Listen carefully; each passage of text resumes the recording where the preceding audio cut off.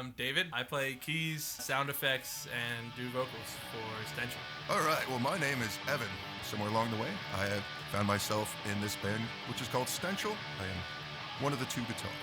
My name is Chris. I play bass and I do vocals in a band called Stential. I'm Dom Capasso. I play drums for the band Stential. Harry Pomeroy, and I also play guitar in Stential. This is The PERNcast! Woo!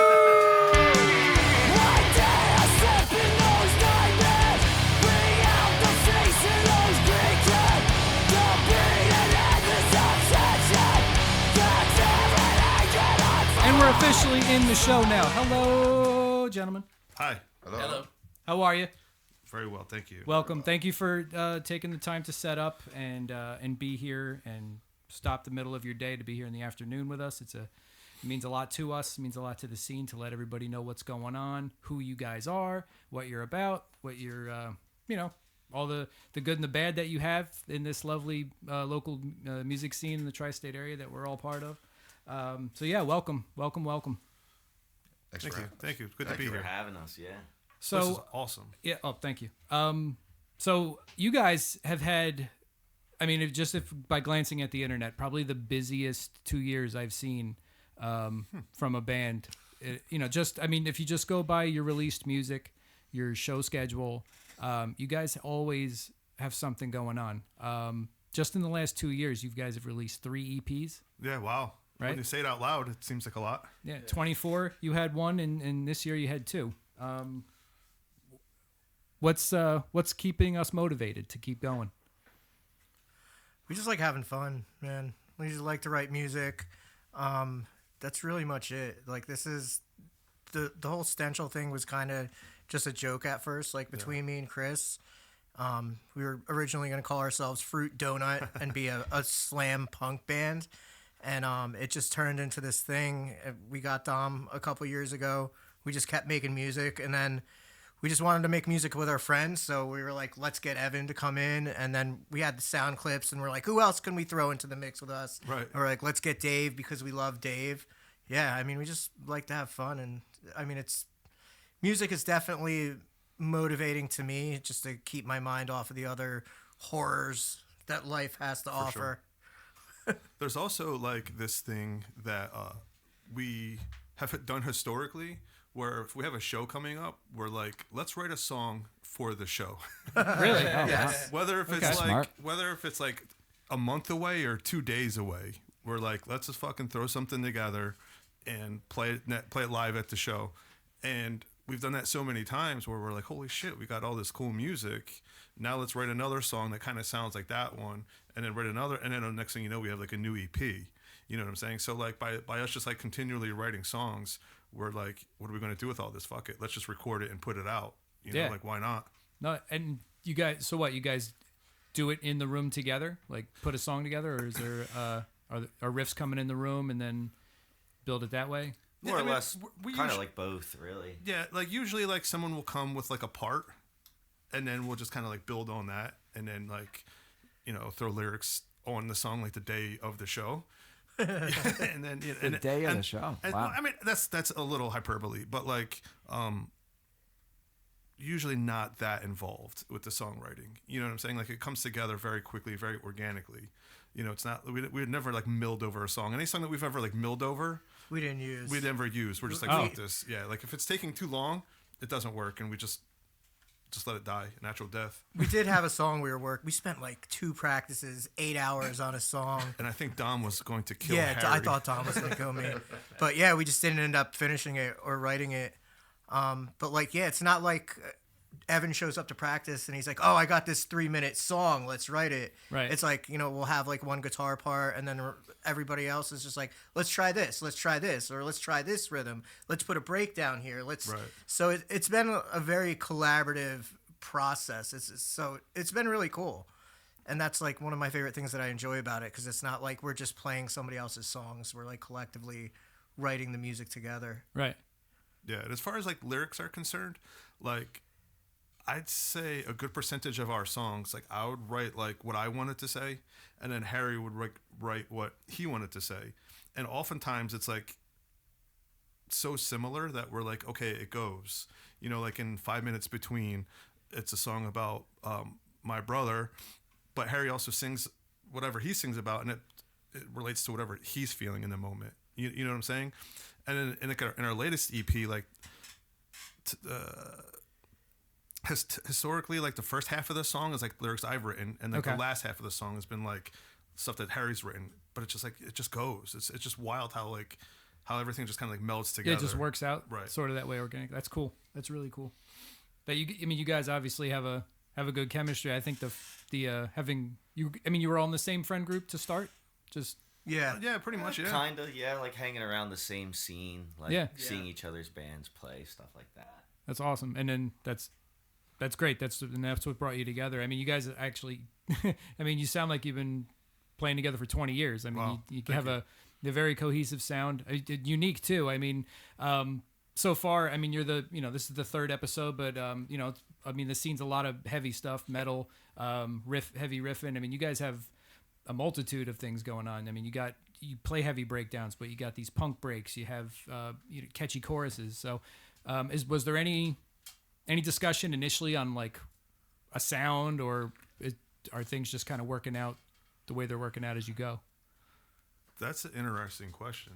I mean, kind of at first, we were like, wanted to sound like a band from the early 2000s that you'd go see at like a VFW in New Jersey. Right. So like, I feel like we were kind of at that. And then like Chris was like really big into Scrams and Screamo and like older bands. I loved Mathcore and the early 2000s sound. And we weren't like, let's play this style of music. We kind of just, I don't know.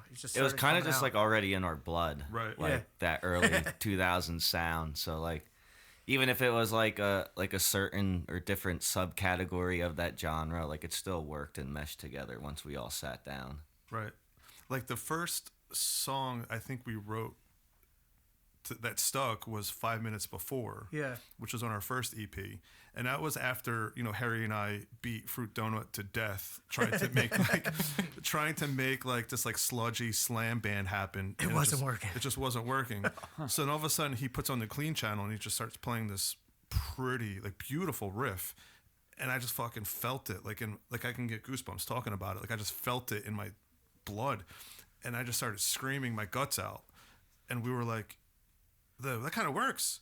And then like we made like a little heavier part to go with this pretty part, and we're like, that kind of works too. Like with like the heavy, the pretty, the heavy, the pretty. So that's kind of like been our go-to move, I think. Like if there was like a structure to Stential, like the only thing we really talk about is like, okay, we have a pretty part, let's write a heavy part. Right. Yeah. Like I think that's pretty much like the only like actual like structure we refer to. Do it faster or do it slower. Yeah, that's And then when Dom came along, it's like the music that I was trying to play, like I couldn't play. Like I was writing these complicated, weird guitar rhythms, and I could not play them clean at all. But yeah, like he came in and we just wrote this song the first day we practiced together. Yeah, I wasn't actually here for the first EP, but I was here for the others. And then, the first day I actually sat down with Harry to try out for this band. We had actually written Deforestation together. Yeah. So, yeah, it really does just kind of come naturally on its own. Yeah, so I was like sick that day or something, and Harry calls me. He's like, yeah, Dom and I wrote an 11-minute long song together. 11 minutes, damn. Me and Harry talk about this. I mean, this band has made me a better guitarist because I have a punk background, so just a bunch of power chords, things like that. So I basically had to learn a new style, and I think I'm finally getting it down. It's very satisfying to have done that. So I have a lot of fun. Definitely same. Like it's made me a better guitar player too. Cause like I said, like the riffs and the stuff I wanted to do, like I knew what I wanted to do, but I could not play it. And it just really made me like sit down and, become more of a disciplined guitar player and get a little more technical and learn some other stuff. Cause same, like, I did a lot of the punky breakdown style thing. So it's been cool to like really dive into like an experimental genre of music, for lack of a better phrase. Right, yeah, because we really don't fit into a genre. Like we're not like a hardcore band. We're not an emo band. We're not a screamo band. We don't really have a lane, but like when we play with the heavy bands, people throw down to us. Right, yeah. When we play with like the softer bands, people like cross their arms and nod their heads to it. You know what I mean? Like that's like I guess there's just something for everybody. You know, not to sound too douchey or anything. Well, no, I mean that's a good segue. So, how we all met was at a show at Flemington DIY in Flemington, New Jersey. We were playing like a small festival. This local guy was throwing, and that I mean, you want to talk about an eclectic mix? I mean, there was solo hip hop stuff going on. We were there. We have our we have like an early 2000s metalcore sound. Endless Midnight was playing. They have a unique, wild, like kind of grindcore sound. And you guys, fit in right in the mix. I mean, everyone there was vibing with everything going on that night. Right. I mean, that was so much fun. I had fun watching everybody. I got kicked in the face by J3 the Greatest I did early on. I remember that. Oh Yeah, I had a footprint on my face. Yo, funny story about that guy. I went on vacation to a cruise that we left in Miami, Florida, and we went there a day early to like not have to worry about missing the cruise. Right. And I'm walking up to the hotel, and this guy's coming out of the hotel, and I'm like, yeah, that dude looks familiar. And I walk up and I'm like, are you J3? And he's like, yeah, what the fuck are you doing? What the fuck are you doing? Oh, it was so wild. It was like a month or two after that show, we wound up seeing each other in a hotel parking lot in Miami, Florida. Like he's like from like Brooklyn or something. Small I live by world. the beach in New Jersey. That is so random. But if it wasn't for that show, I would have never even known right that guy. past each other. Yeah. Yeah. That's so fun. It's pretty wild. Did you guys have any good conversations about the show, or? No, he didn't remember the show. Oh wow! Unfortunately. Okay. Did he remember kicking two people in the face by any chance? He might have. So, what that sparks some memories of, that was a good time and everything. But that was like a kind of a good example, like a snapshot of what the scene is these days. A lot of eclectic sounds, a lot of energy, things like. I mean, you guys are. I'm assuming in the same age group that we're sort of in. Sure. Early. You were in bands in those early 2000s years. How do you feel about how the scene is today? Like, are you seeing? There's a lot of everything's more digital than analog. AI is starting to creep in a little bit. People have a lot more, I'll say, assistance in their musicship than we used to. There's things like. Crowd killing instead of moshing going on. People are still picking each other up off the floor, which is good. Right. But it's just a little bit of a different scene. Like, how are you guys taking to it? Yeah, I think New Jersey in general has always been kind of like an interesting space because it's kind of an in between, especially like where we're at. Burlington County or that area around it is just like you're sandwiched in between all these great cities. So it's always been kind of tough to get people out to a gig and people to have a good time. But it feels like it's getting a little tougher these days. There's got to be like a serious draw, which makes sense that people go to things they want to go to. But sometimes I wonder if we should just be like playing instructional videos like at shows like in between bands. Like this is how you mosh. Like here is a 2-step. Yeah. When a band plays this, you can put your phone in your pocket and have a little bit of fun. You know what I mean? Yeah. Yep. What's that sick of it all video where they teach everyone how to fucking dance? Well, I asked, and then one time I posted a status because I felt like my dance moves were shaky, and I was like, I'm tired of having 2 left feet in the mosh pit. Like, how do I? And then Chris just sends me the sick of it all video, and I'm like, oh yeah, it's just how to 2-step, how to every hardcore dance is in that video, and pandemic and all kinds of like everything that's going on in the world. Like, I feel like people sometimes are like a little afraid to get close, like unless they're absolutely sure that they're safe.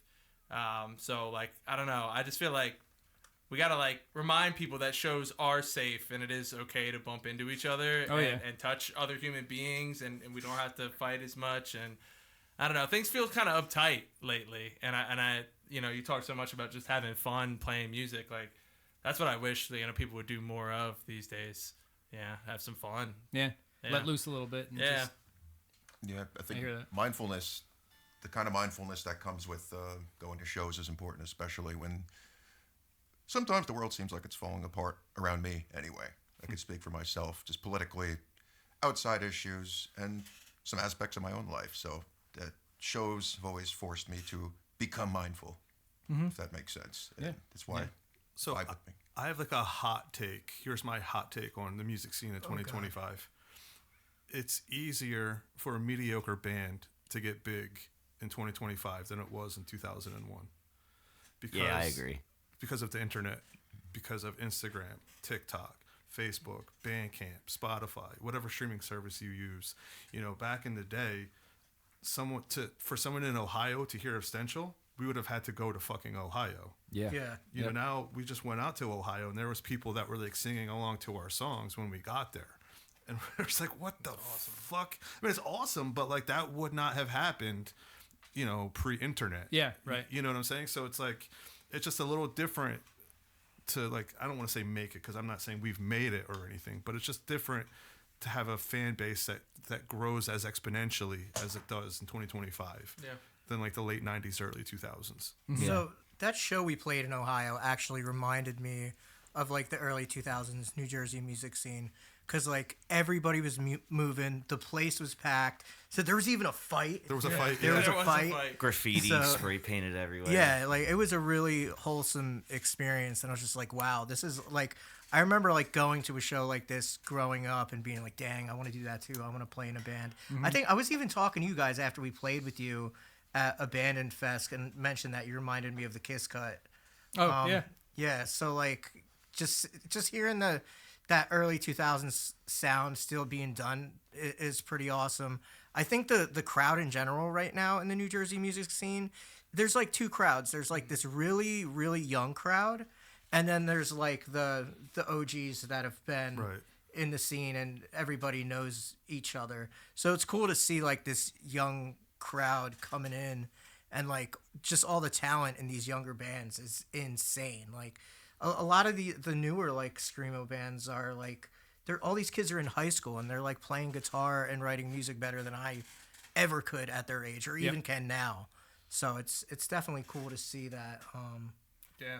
That's kind of like the other side. Like it's, you know, there's what I said, but then it's like you find yourself at a show where the young kids have gathered and you're like, oh, this is exactly what I remember being at. But it's they kind of like have their own little pockets and spaces and you have to find them. But I think you're totally right. It's like there's the older folks that like remember what it used to be like and they're yearning for that. There's the younger folks who have no idea what it was like and they're trying to create it for themselves. Right, yeah. And then I feel like my generation is kind of like right in between. Like I'm 31 years old. Like I feel like I don't run into too many people that I grew up with like at my age range, just like right in between those two eras. Like I grew up like with the iPhone coming into play like in middle school and high school, like, and those people, like, I don't know, I'm always scratching and clawing to get them out to the shows. I always drag a few out, but I think you're totally right. There's still, as always, young kids like trying to push the boundaries and make something cool, and when you find it, dude, those shows are so cool, so electric. Even at the Meat Locker, like it was a bunch of kids at the show because there was some other like younger bands playing, and the kids were losing their minds, and you're like, dude, I just love to see that. Yeah, what's better than that? Yeah, you know, nothing. Especially feeling like you're turning around some, you know, people who aren't there to see you, and all of a sudden you just see that spark in them that like, oh, okay, they're into this. We went to Philly Style Pizza in Philly. That was it's like insane. That was it's insane. in the Temple area, and even though a lot of the kids, like in talking to them, we're talking about going to college, so I'm guessing like 17, maybe 16 years old. So the crowd was between like 16 and 20 years old. And you got all these people online, and they bitch about kids and their phones, and they're so attached to them, and they're so. But all I saw was like 60 kids in a room, phones nowhere, just arms, elbows, pushing, the jumping. Stereotypes overplayed. Yeah, I agree. Like that, like the kids are all right. There are kids. The scene's still alive out there. And when you find them, dude, like that's the best. It could have easily been like 2006. I feel like if no phones in sight, well, no good phones. Yeah. And that got me thinking, like, is there like some kind of resurgence or scene happening here? Like, and it turns out there might be a name for it. I was surfing the internet the other day. It's there's a fifth wave of emo, according to this article. Yeah. According to Yeah. this, so I mean, who knows what wave we I don't fit. like They labels. said we but are the- the fifth I know wave a of streaming emo. service said that Stential is a divine example of the fifth wave of emo. It's Some defined shit by like that. experimentation, and I'm not a big label. I'm saying all this half ironically. I'm not a Put big us on label a guy, flag. but thought it was interesting. Speaking historically, Yeah, there seems to be some type of resurgence going on, which is, it's phenomenal. And It's huge right now. It's huge Yeah. right now. Like the screamo scram scene is huge. I mean, you got bands from 1999 who used to play to 40, 50 people selling out fucking, like big fucking places now. Yeah, playing Yeah. overseas, like Seisha made the comeback. They were Right. just over in Europe for a string of shows, which is pretty cool. And they're playing to like in 1999, they're playing to 40 people at like ABC No Rio. Yeah. Now they're playing to like 300 people, 400 people. We It's played insane. with Frail, Yeah, Yeah. Frail. and Jeff Rickley was there. Yeah, Yeah, that was crazy. That's like, wild. I saw some of those posts. so know. And crazy. I love seeing guys like him still active. Yeah. Like I'm a long time Thursday fan. For sure. And seeing a guy like him still out there, Yeah. like being part of it. He's still in the underground. Yeah. Yeah, It's they helped. awesome. They helped me move tables in the venue too. Yo, that's so funny.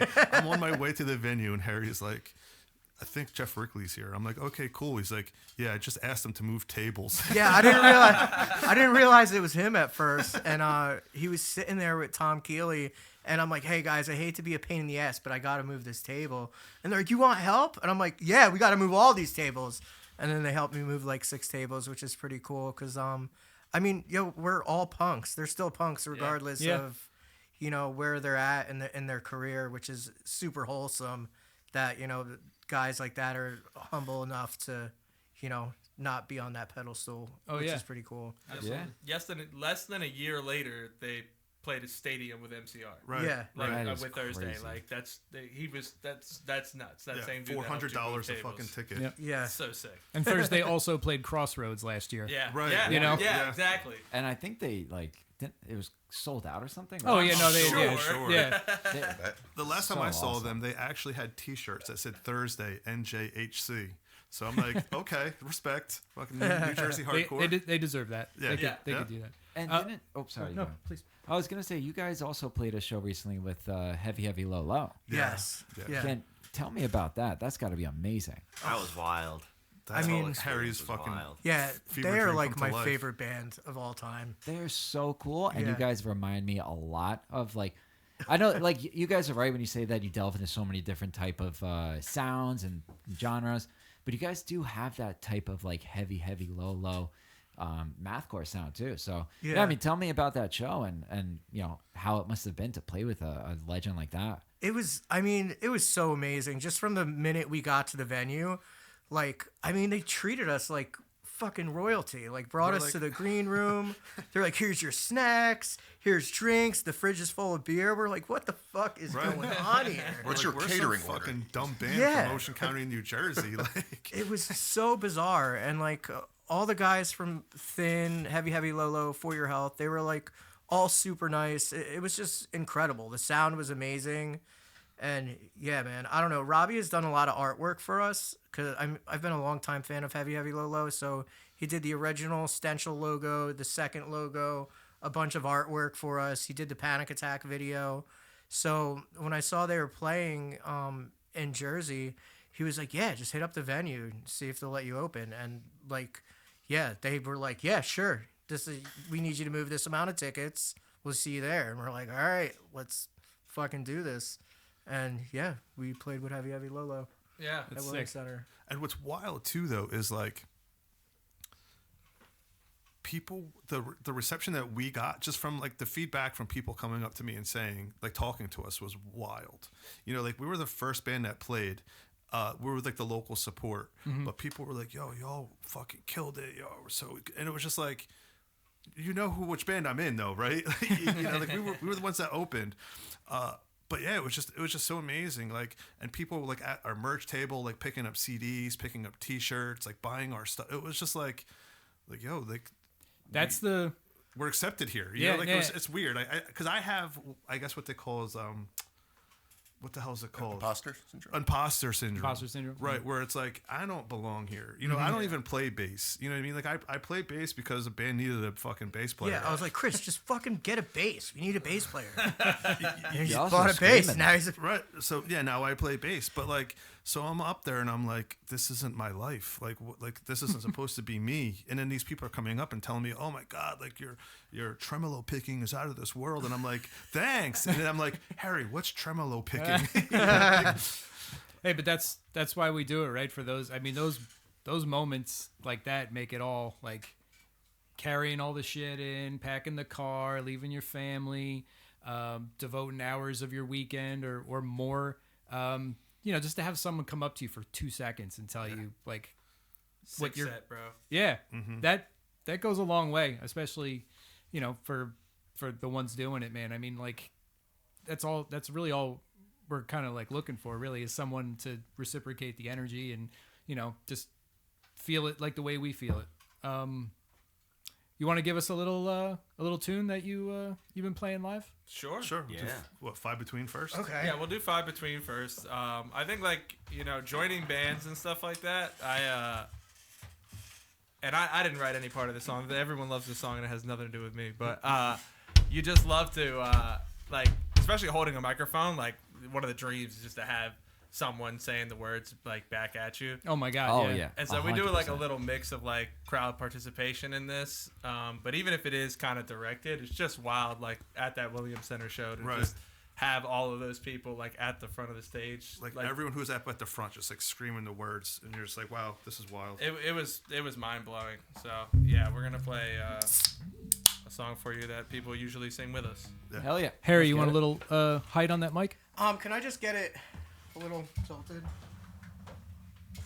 But yeah, like with Stential, like yeah, perfect. This isn't like a get rich quick scheme. We weren't like, let's start a band and become rock stars. We're just like, It can't be, right? no, it's so unrealistic. And I think another reason, because you're like talking about like how much progress or how busy we've been in the last 2 years, like we all have jobs, we all have money, so it's like, you know, we could go to the recording studio and pay to record, like compared to like when we were like 16 and just wanting to play in bands and didn't have a fucking job and money to do anything.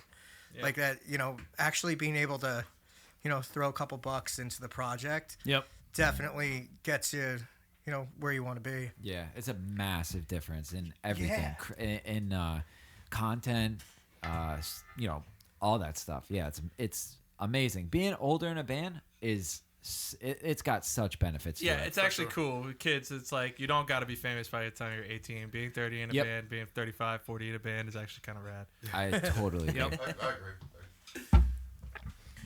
Okay, we're gonna. So this is 5 minutes between off of our first EP.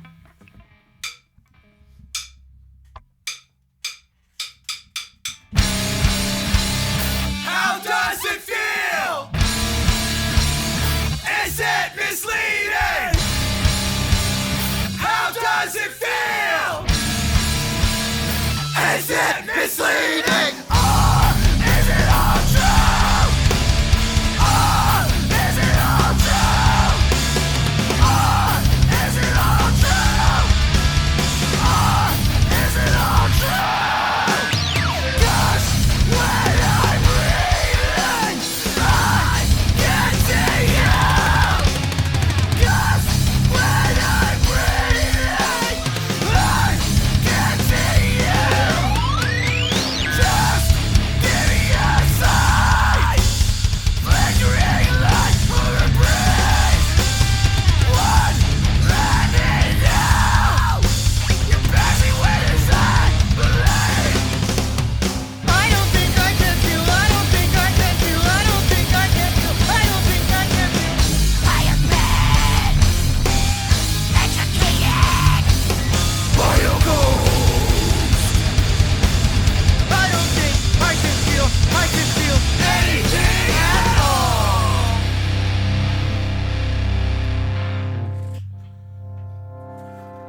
Please just give me a sign, a flickering light or a breeze. That your passing went as I believe.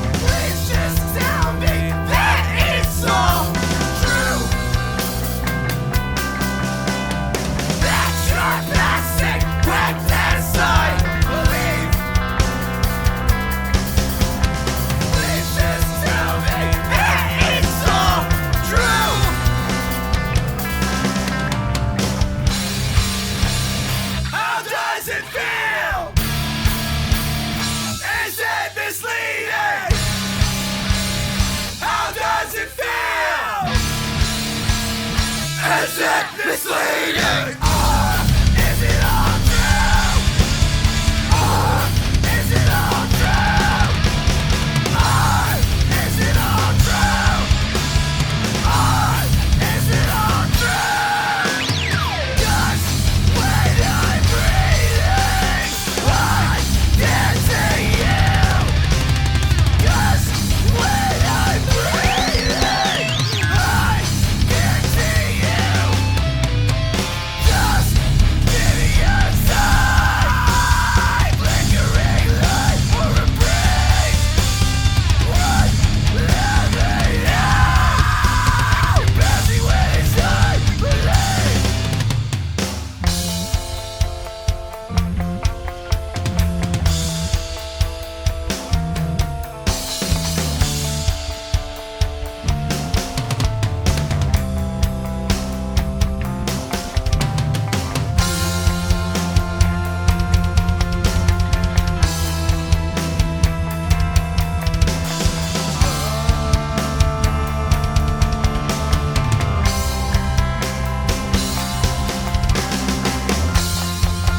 We found you. You're sleeping. You're never waking up. How does it feel? Is it misleading? You're passing when I believe. I still can't sleep. Been awake in bed. I'm sorry, Dad. Your silence.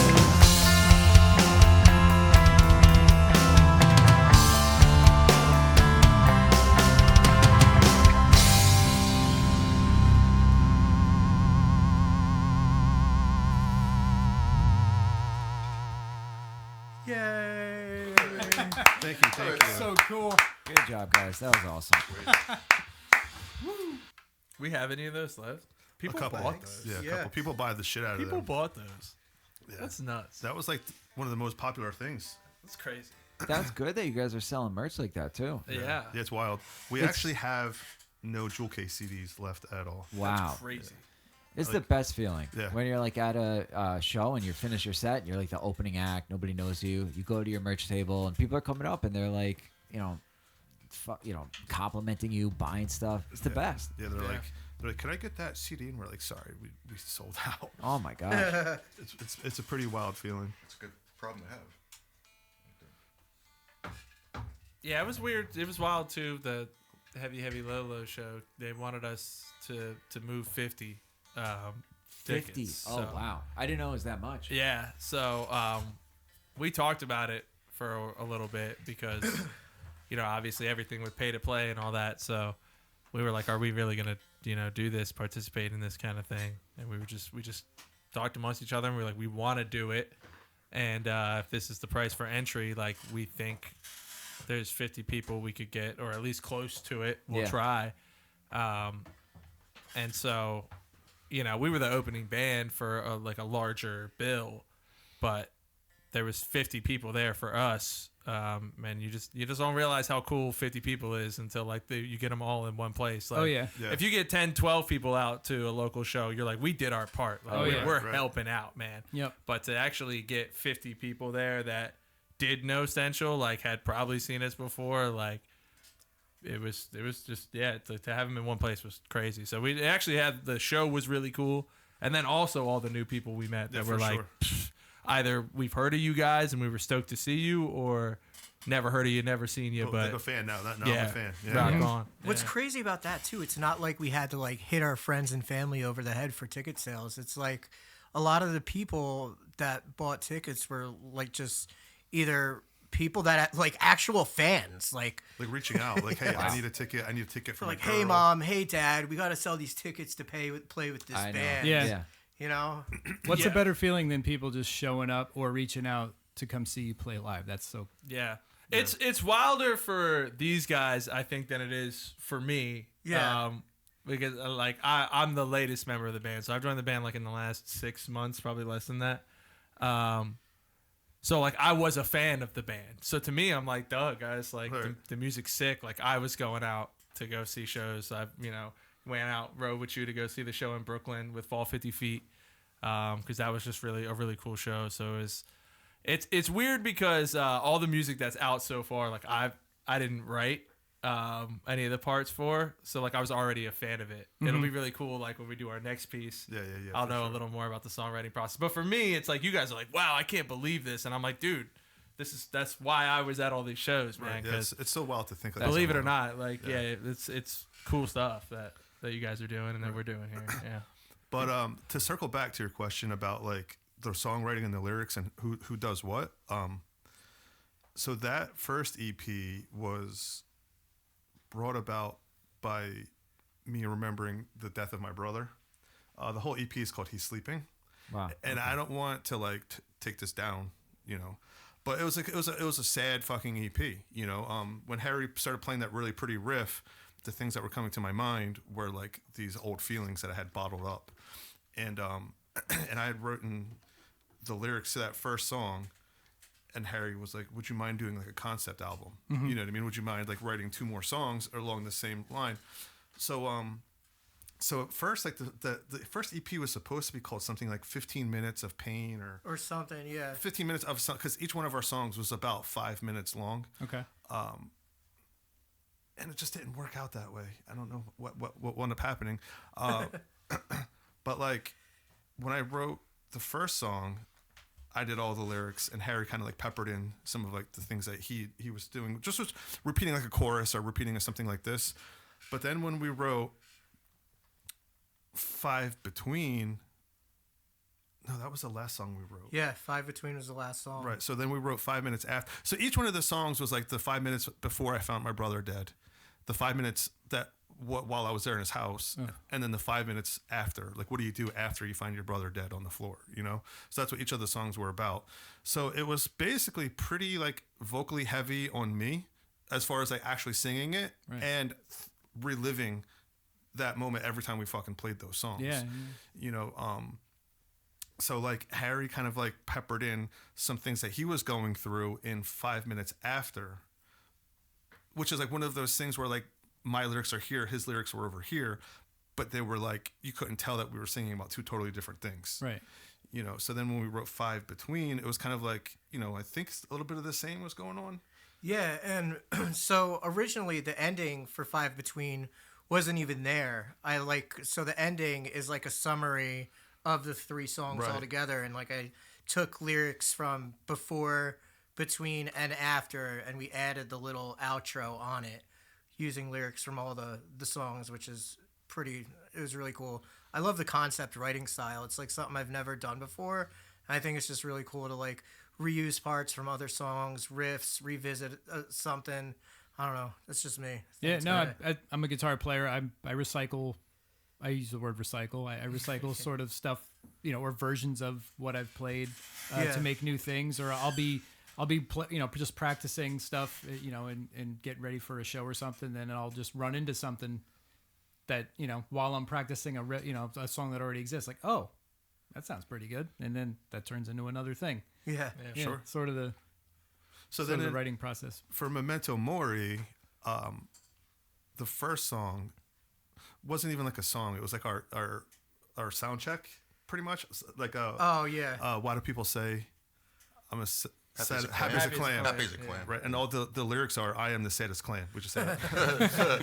But like it was like what we would play to like warm up the crowd, because it's kind of like a slam, like it's a slow slam riff, but it's heavy as fuck, and it would get people moving, So we were like, let's just put that on the first EP, and then we wrote a song called "Have Yourself a Panic Attack, You've Earned It," and that one again was lyrics that I had come up with, and pretty vocally heavy on myself, and the major bulk of that EP though was Deforestation, Reforestation, which was like that 11.5 minute long piece, and Harry actually wrote the lyrics to that, so maybe he should explain.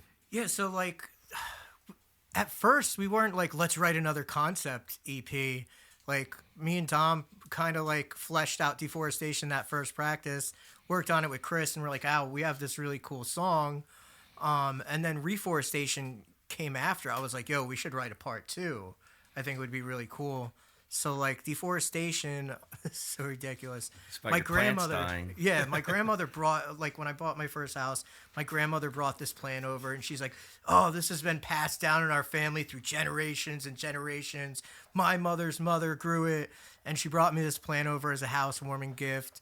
And I killed it. Like the first week I had it, and then it came back, and then my daughter, pulled it out, dumped all the dirt out. So this plant just went through like absolute hell, and I'm just like, oh my god, this poor plant. And yeah, maybe it is about plants dying, but like also at the same time, like I was going through all these like these milestones in life, like my son getting ready to graduate high school, my daughter learning to crawl, learning to walk, learning to talk, and like starting to understand, like link the two together, like the impermanence of just life in general, and plants going through the same thing. And just because like, this inanimate object, like as human beings, we just like want to latch onto something and take care of something, right? Yeah. And like plants, pets, like we just want to domesticate everything. And I'm like, wow, I've put through this fucking poor plant through absolute hell just like, to try to give myself some sort of joy. Is it joy that I'm really looking for here? What's the meaning behind all this? And so like that was like the first half, like Deforestation, the growing, blooming, petals falling off, and like it, linking that to like life in general, like seeing my daughter grow up, like what is actually like on any given day. Like if I'm in a positive mindset, yes, I'm watching my daughter grow up. But if I'm in a shitty mindset, my daughter's getting older and now I'm watching her die. And like that's where the Reforestation came into play. So like Deforestation was like kind of through the eyes of the plant, and then Reforestation was like through the eyes of the person trying to take care of the plant. And it was really it was a lot of fun to write and put myself in the shoes of a house plant. Really cool. Say. But just to what Harry was saying though, like when we play that song, like I can think of like my wife, or I can think of my daughter, or I can think of other people who are important to me in my life. It's not. I mean, it's like I think when Idiot IQ did the review on it, they were like, "This song's about Harry's plants dying." Yeah, but it's about so much more because it really is. Like on the surface, you read the lyrics and you're like, "Okay, I can really get this is about a plant sitting on a shelf and slowly dying." Right. But when you go deeper and look at what the words are actually saying, it's like, man, think of that person in your life that you're just sitting there like on any given day. They're doing great or they're doing horrible. And how do I feel about that in that moment? And it's pretty deep. It's pretty wild. Yeah. And like as far as like who sings what, I mean initially it was just like that song had some really technical guitar parts. And Harry was like, I don't really want to sing and play because I want this guitar part to really shine through. He's like, so can you sing this part? And I'm like, oh, because it's like his, you know what I mean? It's like his lyric. Right. But like, he's such a good lyricist that like when I'm writing it, even though it's his words, like I'm feeling it like about whatever I'm thinking about. You know what I'm saying? So it's not like I'm borrowing his emotion. It's like, no, I'm putting my emotion into it based off of what the song means to me. And that's, that just shows it's a well-written song. It's a well-written song. Yeah. Yeah. It's a Best way to beautiful put thing. it. Yeah. Really quick, I just wanted to touch on what you were saying. So you had this concept about your brother passing away. That is so cool and so amazing and so inspirational that you wrote something like that. How does it feel to play something like that? Is it misleading? It's such an inside joke. Beat me Anytime to it. someone Beat me says, to it. how does it feel? Like, is it misleading? So here's the thing, right? Like, when we first started, that was like we had those 3 songs. We had Happy as a Clam, and we were doing like a Fugazi cover.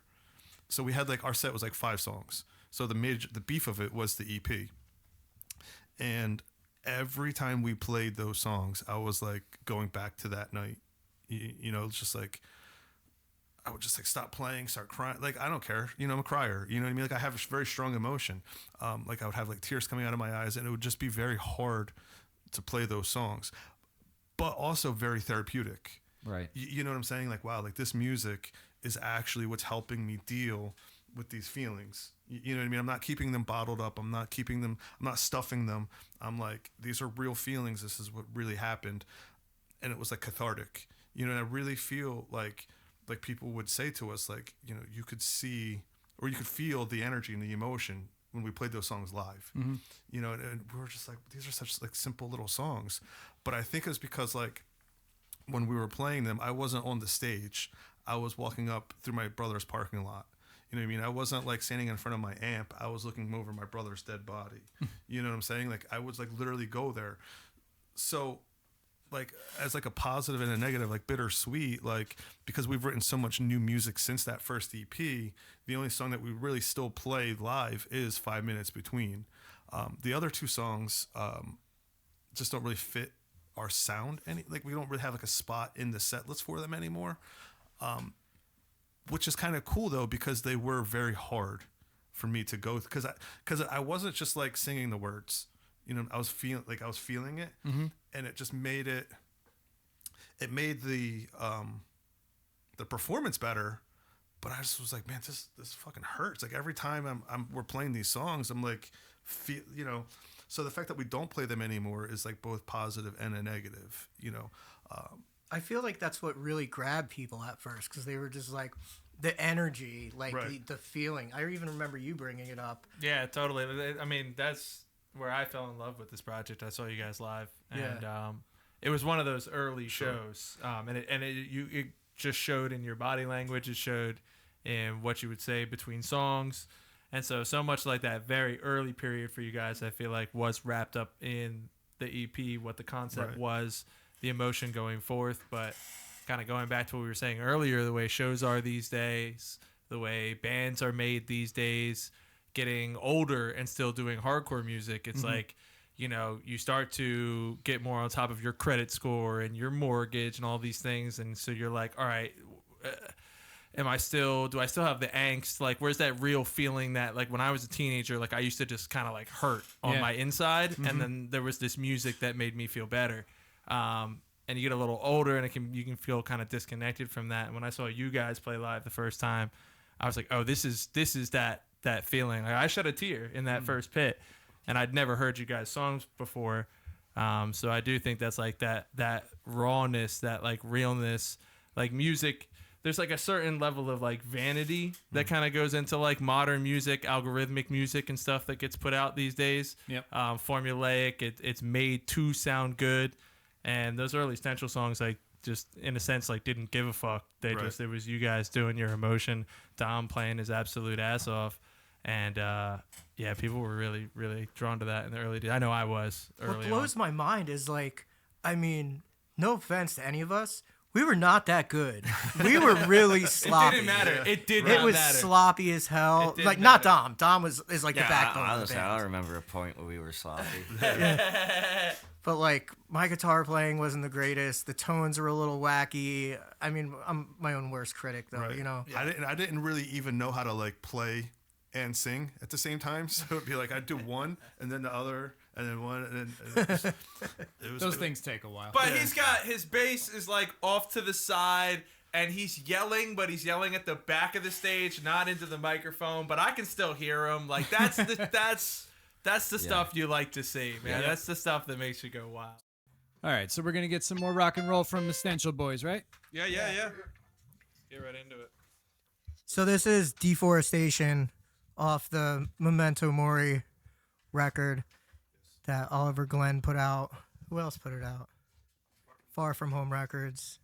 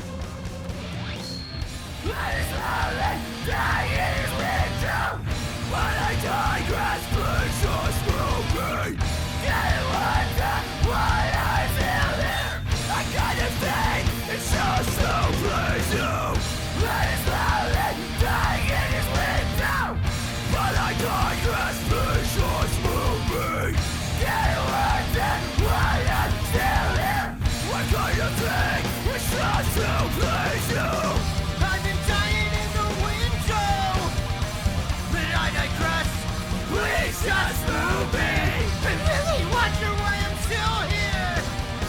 I kind of think it's just to please you. I've been dying in the window, but I digress.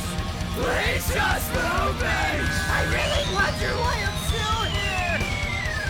I kind of think it's just to please you.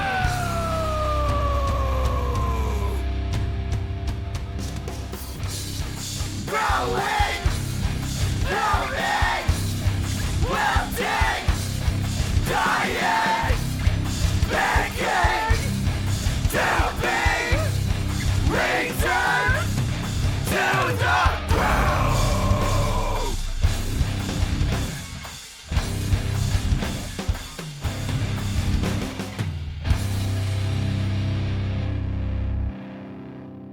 That was fucking awesome. Thanks.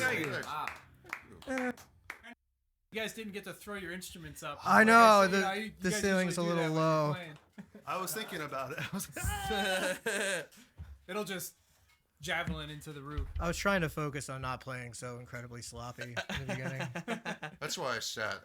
Sometimes I fuck up that one part. It's definitely Pump steady, tough. but- Like Hey, it happens to the best of us. you're so used to going so crazy. Yeah. To like play like in Yeah, a like, space oh my like that. god, You're like, hold I on, just wait a have minute. to like, stand still and Yeah. play Well, my I mean, you instrument? have the live environment to lean on too, and like people, no one's expecting perfection or whatever. Now you're in a closed environment. I'm Yeah, sure the- there's a different. It means a different feel too. I mean, your audience is us two yahoos. I mean, you guys are musicians, don't you know? Like everything has to be played perfectly. Yes, every time, and you have to Trust be us. entertaining, and you have to have energy, and you have to do. You got to make sure you're in tune and everything else. It's And there's if a you long play list. a single note out of place, you have to beat yourself up for it for yeah, like the for next days. week. Yeah. Yeah, Us that's all PERN you. guys, we kill each other when we make mistakes. We are perfect at every single note. Yeah. Our first show, I actually stopped playing and punched myself in the face repeatedly. Trying to fuck the part up. And my wife was like, "No one knew that you fucked up. Why did she's like, you made yourself look like an asshole by punching yourself when no one knew that you fucked up." We've hired a bouncer to do that now. He was our first hiree to beat us up. To beat you up when you met, yeah. Yeah. Steady work or Yeah. Yeah, pretty steady. Yeah. Very Pretty steady. steady. He gets paid well, benefits. 9 to 5. No, we keep him angry. So Oh, the yeah. punching's kind of real. good It's business. more authentic. So he's pissed off he's not getting paid. We underpay him. Instead of a shock collar, we just hire a guy to kick us in the nuts every time we fuck up. Rochambeau. Two things I always like to talk about with fellow bands is the booking process for shows, and then the recording process once you got all your material in line. You guys have both been busy on equal fronts with recording and shows. When it comes to booking shows, like what's your strategy? How do you go about it? How do you stay so busy and like how do you go about it being so successful at it? So with the booking, I don't know if we've really saw out a show in a while. I mean, and I hate to, like, I don't want to sound like a douche or whatever, but like we get tossed offers pretty consistently. regularly. Yeah. Honestly, yeah. Like I think like the past like 6 or 7 shows, besides like the one at the one at the Williams Center Right. that we sought after. Pretty much every other show we played, we just got asked to hop on last minute. So with like Dom being in like 9 bands total and Dave being in another band, we actually turned down probably more shows than we've played recently. Yeah. Which is, to me, it's like upsetting because I want to play every fucking show that we're asked to play for some reason. Like I'm like punch drunk, I guess is what you call it, maybe. Yeah. Where It's like, an honor too. Like, Yeah, so it's like, people ask you to play, you're like if they're asking us to play, it's because they want us to be there. So then you got to tell someone who wants you there, like, nah, I can't be there, and that it sucks. like this guy's like, do you guys want to come out like December 31st and play my shed in Long Island? And I'm like, yeah, we'll dude. fucking be there. Let me tell the guys. Yeah. And I'm like, guys, you want to play a shed in Long Island? And they're like, the fuck, dude? That's a 4-hour drive in the snow. I'm like, For a shed in Long Island. I'm not gonna lie. I'd say yes to Shed in Long Island. I probably would too. Yeah, I would would. absolutely. I feel like I'm the biggest naysayer when it comes to shows because I'm like, oh, we just played that area, or we shouldn't play that close. Harry. Well, that's important though. Right? I 'Cause agree. did, Yes, yeah. How is that? Yeah, that's another whole dynamic to the booking thing. You're 5 adult men with, opinions on how, you see the band going. What's that conversation like when you get a show offer and there's 4 in, 1 out, or I feel like I'm the biggest pain in the ass. Usually, Harry and I will get in a fight, and one of us will quit the band. And then come back. Yeah, we haven't done that in like a few months. It's been a while, but usually it's like it'll start in the band chat, and then it'll go to like a private chat. you're not alone. I knew it. Is this real though? That like you guys actually butt heads with this? me and Chris definitely. Yeah, we for haven't sure. in a while, but yeah. Yeah, knock on wood. It's been a couple of months, but Yeah. yeah, there's been like, dude, I really want to fucking play this show. Like, what the fuck is your problem? He's like, we just played, Montclair 2 weeks ago. I'm like, who cares? Like, who cares, dude? Like, the bands that asked us to play are all shit and they all suck. I'm like, yeah, but it's gonna be fun. If it doesn't look too intense, I'll chime in with like, hey, stop fighting, mom and dad. Just to kind of Keep the lessen the peace. mood a little Evan's bit. like, I hate it when mom and dad fight. Go to your room. And then we started yelling at him to divert our anger. I'm their punching bag. Yeah, so it's okay. Someone's got to do it. So yeah, I mean, we haven't bickered in a while, but we've definitely bickered over like what shows to take or what not to take. Yeah. But like, and at the end of the day, it's because I don't want to admit that Harry's mostly right. You know what I mean? Most of the time he's right, and I just want to like play every show that we get offered. And when I'm like, you know what, it actually does make sense to not travel 4 hours to get paid $17. Yep. Even then, it's like I think all of us would like. We would probably travel 4 hours to get paid $17. Sometimes it's worse driving 30 minutes and getting paid $17. You're like, why did we? Yep. Yeah, like this is in the local. Like if you're talking 4 hours, I mean, we could be 3 states away. So Yeah, like, yeah. I'll play that for $17. You got it. New crowd, new audience. But when you're in your hometown and you're like, hey guys, come out, and no one does. You're like, ooh. My biggest thing is like, if we're playing North Jersey at the end of the month, we shouldn't take a show in Central Jersey within 2 weeks of that gig. Yeah. Yep. So that's totally. That's just my thing. No, perfectly logical thinking. Yeah. Where like my theory is like, let's take a show on the 1st at the Meat Locker, then take a show on the 7th at Silver Stream. You know, Like a what? week's enough. You both are right though. Like there's no like one way to do it, and Right. it's probably good that you guys both have that dynamic anyway. No, I think your phone stopped recording. Oh, your story Oh, is man. full. Yeah. That's So okay. is mine. So- to have both. Oh, sorry. No, I go was ahead. just gonna say to have both of those opinions or whatever. It's part of being in the band and being in the marriage too. Anyway, Yeah. How do you guys get to a resolution usually with that?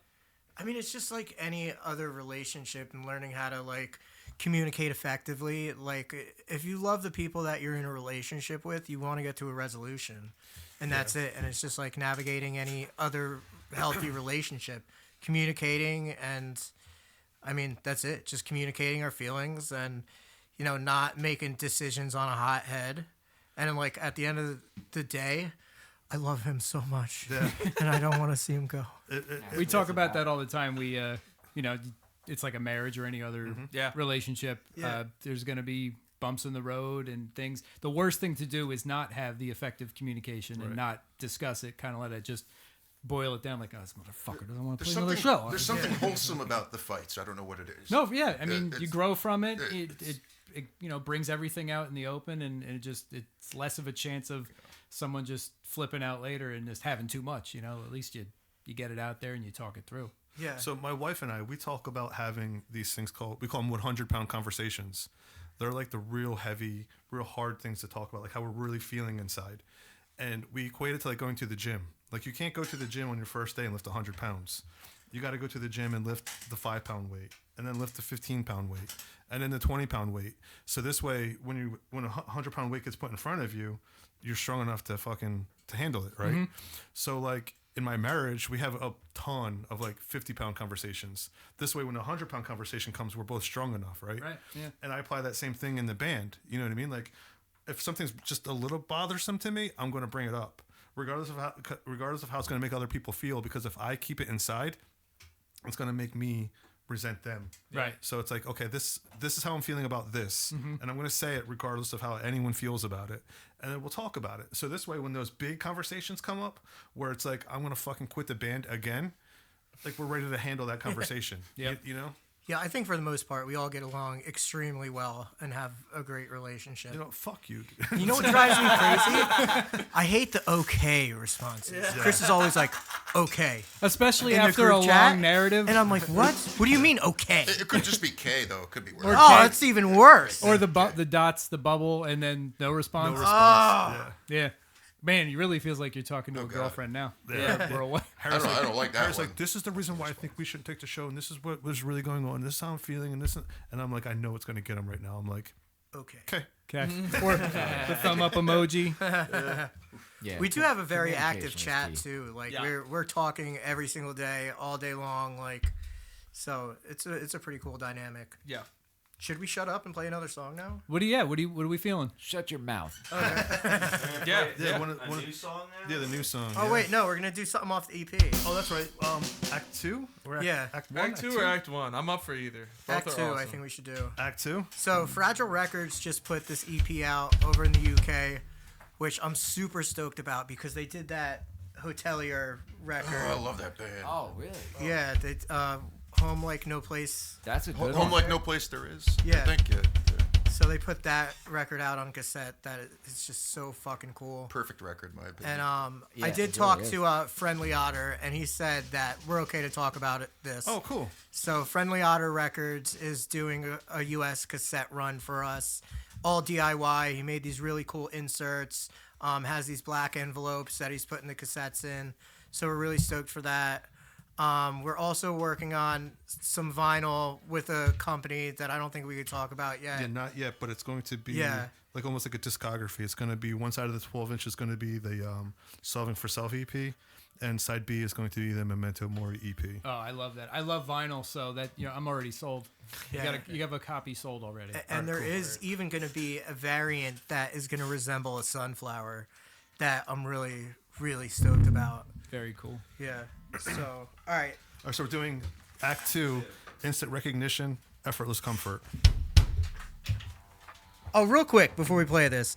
So Josh Jakubowski, the guy who does all of our recording, kind of put us on the spot and was like, you guys should write a song right here, right now. When we were going to record Right, that's right. the 3 songs, and me and Dom were in the basement and like kind of put the bones to this song together right there at the studio.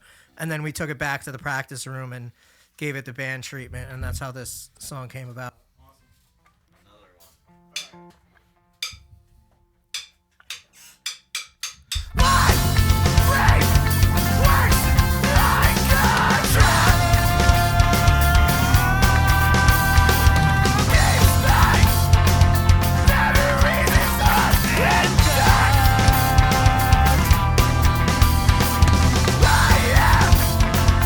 Fire of words and fire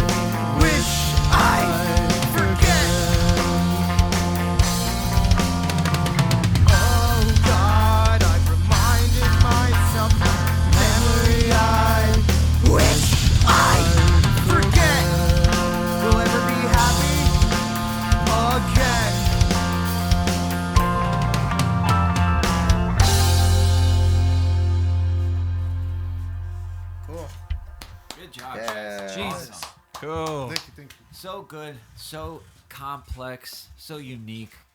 It's phenomenal. Nice And job, emotional as fuck. Yeah. Thank you. You could, I mean, you guys are putting the emo and emotional, man. I mean, you can really feel it's powerful. The songs are really powerful.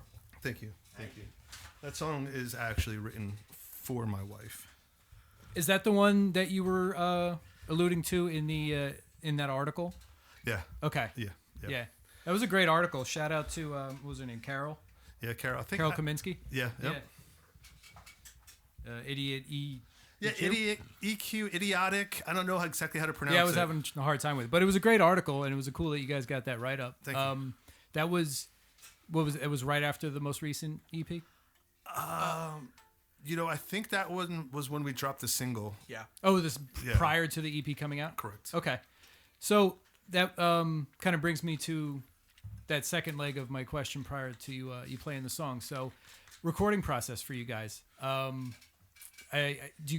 you working with the same guy? Yeah. Okay. So what's it look like after your? So the first EP was recorded by Fever Dream. Fever Dream Records or Fever Dream Entertainment in South Jersey, Cherry Hill somewhere. And then we started posting on Instagram about how we're recording and stuff like this. And a buddy of mine from high school, his name's Josh Jakubowski. He just gets on Instagram. I don't know if he had just gotten on it or whatever, but we had just found each other. And he commented on the post. He's like, "Oh man, I wish I would have known that you guys are recording." He's like, "I've got a studio. You guys could have come over, and I just would have done it for friend shit." And I was like, "Well, fuck, dude, you know." As it turns out, Josh back in the day was in like pivotal bands in the genre. Mm-hmm. Neil Perry, The Now, Joshua Fit for Battle, Hot Cross. He was in all of these bands that were holy fuck. Yeah. You know what I mean? And I went to high school with the guy, so he's like, "Yeah, just come on over." But it's yeah, you're a friend of mine, but you're also Josh from Hot fucking Cross. You know what I mean? So it's like holy shit, you know? Yeah. We got down in the basement and he had the old that cassettes or reel to reels of a Hot Cross album, and I'm like, yo, Wow. when he's not looking, Taking pictures of it. You're like, oh my god, it's like the holy grail. Yeah. Of Screamo Records. so that's who we've been with for the past 2 EPs from Memento Mori on, has been with Josh at Birdwatcher Studios out in Ewing? Yeah. He's amazing to work with. Well, so real close to. He's not here. far from here. Yeah. At all. Yeah. It's Yeah, 10 down minutes over. away. Yeah, I live in Ewing. Wow. Yeah. So he just he knows what we're going for. Mm-hmm. You know what I'm saying? And he'll let us live, but he'll also be maybe not that. Yeah. You know what I mean? Maybe try this and see how this sounds. Yeah. But he'll also sit there until 1 o'clock in the morning with okay, hear me out, guys. For the 35th time. You know what I Right. mean? Yeah. And he'll be like, "Yeah, sure, let's give it a try, see how it sounds, whatever. I'll leave it in there, and if it's cool, we'll leave it. If not, blah blah blah." And so our rolls are probably 70 fucking tracks. You know what I mean? Of just 50 guitars, 80 vocals. Just weird, wild shit. But it's been great. You know what I mean? It's been phenomenal. He does them. He turns them around. It sends them back. You know what I mean? It's just been He's basically an unofficial member of I was going to Stential. ask, does he feel like the sixth guy? Yeah. Okay. And we've been trying to get him to play guitar with us. Yeah, we're working on it. Yeah. We've been picking at it for some time now, but He's supposed to come because we're going to be writing some stuff in January for a weekend, and he's supposed to come for the writing session in January. Oh, cool. Yeah. So and we're really, just not going to let him leave. Yeah. You hold him hostage until Yeah. he Signs the meets your contract. demand. Yeah, he's really raw though, which is cool. Like you said, he's from hardcore music and he gets what it's about. And so again, talking about how modern things are done, everything is very regimented, everything quantized, everything there's a structure to songs and the way they're done. And being in the studio with Josh is awesome. He Yeah, I think you said he said no metronome. He just Nope, yeah, we- denied a metronome. Oh, That- wow. we have not. All the recordings are not to a click track. Yeah. So he just puts me and Dom in the basement together, mics everything up, and then I just play along to Dom, and that's how we get the drum takes. I think there's something special about that. And to hear like- that. Yeah. A lot of the recordings on the EPs were like first take. Those are the drums we're using. Yeah. So like it has like that really natural, scrappy feel to it. Yeah. And he's a very analog guy. Like he hates this thing. I'm not allowed to record with the Line 6. Okay. Everything's analog, pedals, tube guitar heads. So like Mic and amps and everything. Yeah. Yeah. yeah. Yep. That's cool. Yeah. It's nice to we're right. Since the inception of us, we've been pretty much all DIY. We haven't really found. Well, granted, we haven't really searched either for finding the right person. It's probably just a control problem that gotta let go. I think it would be good to have a different set of ears. Yeah, you also got to meet the right person. Like, it's got to be someone you need that feeling. It's still like the music we make, like it's our baby. Still, Right, at the end of the day, another band I'm in, we have that same problem. Like, we have our own studio, so we're like, oh well, we can do everything ourselves. We should do everything ourselves. But having that extra ear, that extra engineer, just someone to be like, hey, we could just tweak a little bit of this, or just give me a little more of that, or did you think about this harmony here? And then you just all of a sudden it just transforms, explodes. But at the same time, Josh is so good at keeping it raw. Like the records have a life, real musicianship, real playing on them. And I think that's really special. He captures like the beauty of the pretty parts. Yeah. And he captures like the heaviness of the heavy parts. I think there's just something he does. He's like, you want me? He's like, this is how it sounds now. He's like, but wait till I hit the magic button. And then he hits his button, and it's like, holy shit, that sounds amazing. After working with him, like that's why I want to keep going back to him, because like he just gets us. He knows what we're going for. He's super easy to work with. Like we have a ton of fun, and like I mean, we have another couple songs on the back burner that we already tracked drums and guitar for. With him, we just have to go back and do vocals and finish writing the one. So we have a new song already, drums tracked to. I think we have 2 new songs. Yeah. So we have some new stuff already recorded. Nice. Do you think I mean, you've got a nice run of EPs with and singles behind them. We think albums next. Is that that's okay? Full Nice. length, yeah. Awesome. That's what we were talking about. Like in January, we're gonna probably like hole up in my garage for a weekend and write a full length. I mean, I've never written a full length anything, and like we've done all these concept EPs and like the new stuff. Really, we kind of got away from the concept so far. Like we know we just have songs that are their own thing. So I think it's gonna be cool to like just collectively write, and we've been in this really interesting writing vein. So I'm stoked to see like what we're gonna come up with. Do you see it being fresh new, 10 or more fresh new tracks, or I don't know. I think we're aiming for like 10 or 8. Yeah, 8 or Yeah. 10 Like that. for sure. Yeah. We have 2 already, so we want to do a full length. So that's Yeah. the goal. it's a good Heck goal to yeah. have? Yeah. Yeah. Something at least like 25 minutes or longer. Yeah. Yeah, I go through phases where I write nothing, and then for some reason I'm in one of those phases where I just keep churning riffs out for some reason. Oh yeah, I've been there too. And just shot with I'm gonna some. strike while the iron's hot. I always send them like riffs and just not even think we're gonna use them. Just want to have them there for posterity in case we need to bust something out. Yeah, Like, Yep. So I love it's the way to do it. I mean, you don't want to. How many times have you been noodling around on the couch or whatever, and like, oh man, this is gonna be cool. I can't wait. And you didn't you didn't jot it down or anything, and then it's lost And forever. sometimes you listen to it the next day and you play it, you're like, oh, that's not as good as I thought. Or that, yeah. That's why it's the good to run it by 24 the band. hours, the 24-hour refresh period. Yeah. Like, oh fuck, Exactly. that is not good. Good to run it by the band. Like I was just playing the Adam song riff. How did I not realize I was just playing the Adam song riff or something stupid like that? You're like, fuck. Yeah, exactly. Yeah, sometimes I'll play I'll play riffs and I'll realize it's this song I've been listening to on repeat. I'm like, oh crap, I don't want to rip off the Menzinger.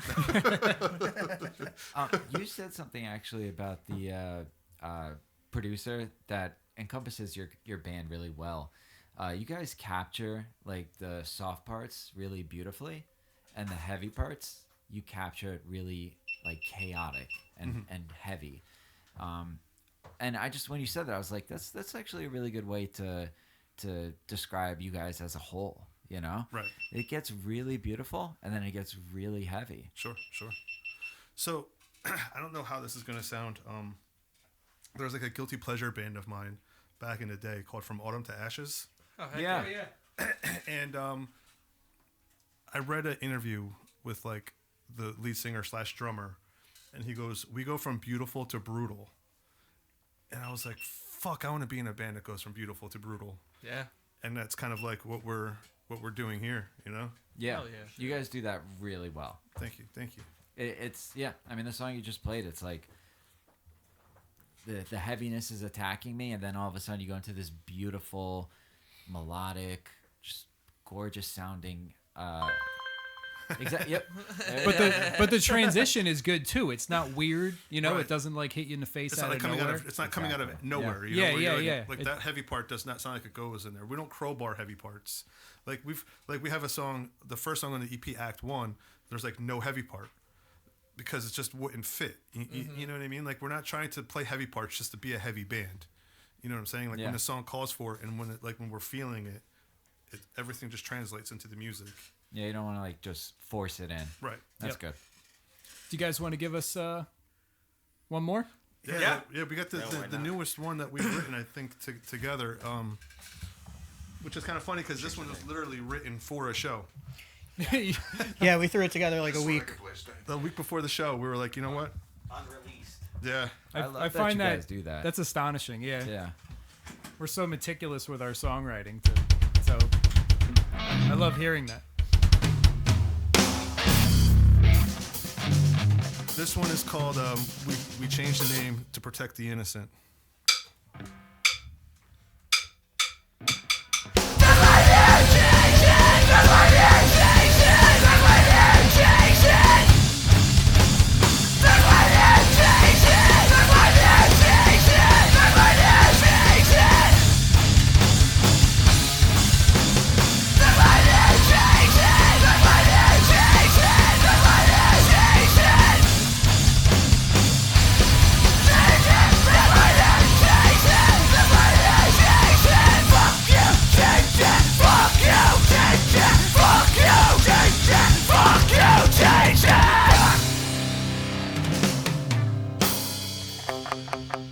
So who are you? You think you own this world? Your words are meaningless, and I don't want to change it. I don't want to change. You change. You don't want to change. Oh, here we go again. I don't want to change. I don't want to. You change. I don't want to. I don't want to. I don't want to. I don't want to change. You change. I don't want to. I don't want to. I don't want to. I don't want to. Change. Somebody better make me.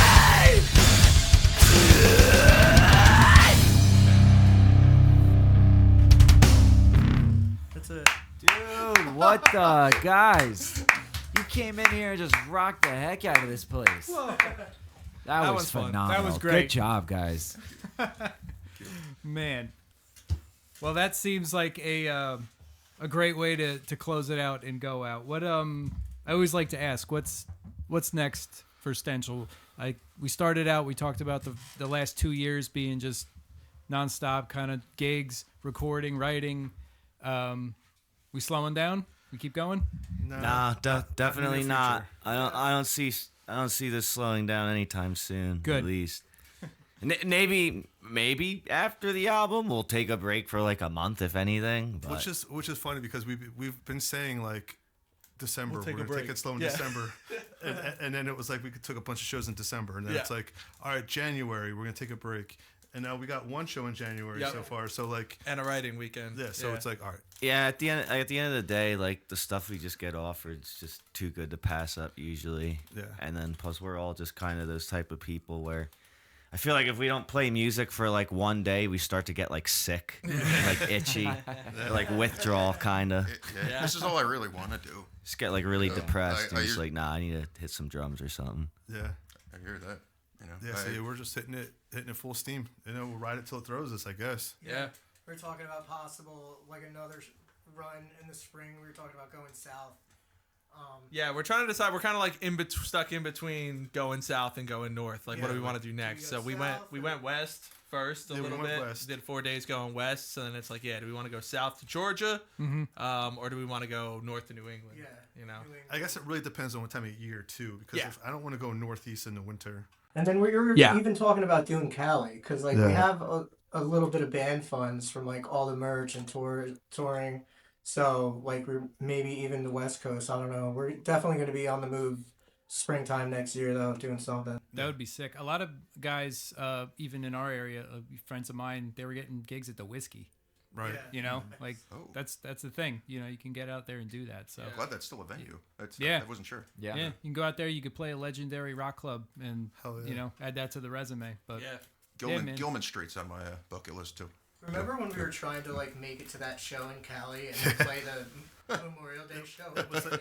It was some fest out there. Like there was like the slightest chance that we could play it, and we had a giant fest like the next day, and we were like, if we fly out Thursday night to Cali, play the show first, you know, be their opening band, and then immediately fly back to Jersey. We could. Crossroads by 3:30. We'll just sounds- fly the plane to Crossroads. That sounds absolutely possible to me. I think you guys. Yeah, should, I mean, unfortunately, the offer fell through though. They found like a local band. They lost our suitcase of $1 million to play the show. So, like, we couldn't get out there. Well, guys, total pleasure having you here. Loved talking to you. Loved hearing you guys play. I hope we continue to run into each other For sure. you know, as we both get booked and traipse through this little local scene that we love so much. Yeah. Yeah. Thanks for This having was us. great. Thank This was you, fun man. as hell. Thanks for having us out here. Good job, guys. Our That pleasure. was Thank awesome. you. Thanks, guys. All right.